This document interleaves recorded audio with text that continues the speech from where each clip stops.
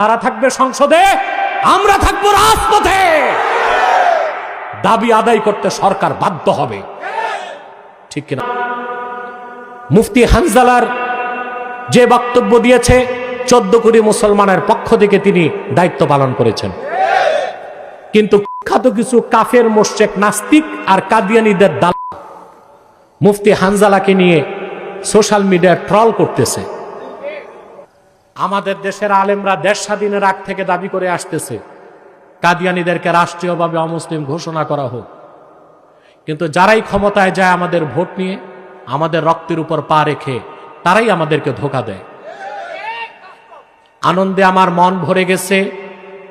গতকাল বা গত পরশু খেলাফত মজলিসের একজন এমপি মাওলানা মুফতি হানজালা বিরোধী দলের আছেন, তিনি সংসদে সরাসরি স্পিকারকে বলেছে কুখ্যাত কাদিয়ানীদেরকে রাষ্ট্রীয়ভাবে অমুসলিম ঘোষণা করা হোক। মুফতি হানজালার এই দাবিটা শুধু তার না, সকল আলেমদের দাবি, সকল মুসলমানের দাবি।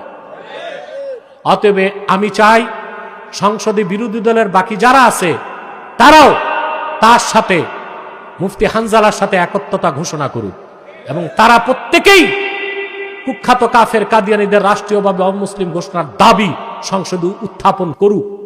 তারা থাকবে সংসদে, আমরা থাকবো রাজপথে।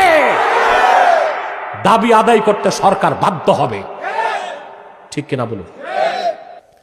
দুঃখজনক, মুফতি হানজালার যে বক্তব্য দিয়েছে 14 কোটি মুসলমানের পক্ষ থেকে তিনি দায়িত্ব পালন করেছেন, কিন্তু কুখ্যাত কাফের মোশরেক নাস্তিক আর কাদিয়ানীদের দাল মুফতি হানজালাকে নিয়ে সোশ্যাল মিডিয়ায় ট্রল করতেছে।